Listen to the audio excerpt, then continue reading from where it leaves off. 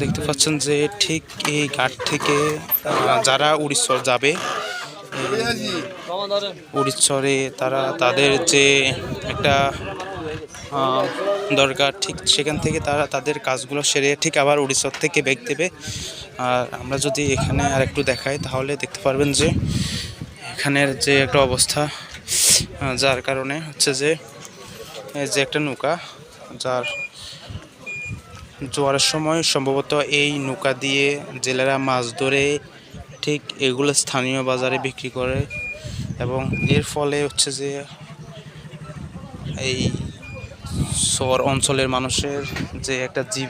জীবিকা, ঠিক এই জীবন জীবিকাগুলো তারা এখান থেকেই সংগ্রহ করে থাকেন। আর হচ্ছে যে আমরা ঠিক এই সরালাই ঘাটের যে দোকানগুলো, ঠিক এই দোকানগুলো আপনাদেরকে দেখালে বুঝতে পারবেন এগুলো কখন থাকবে বা থাকবে না, এটার কোনো সম্ভাবনা নেই।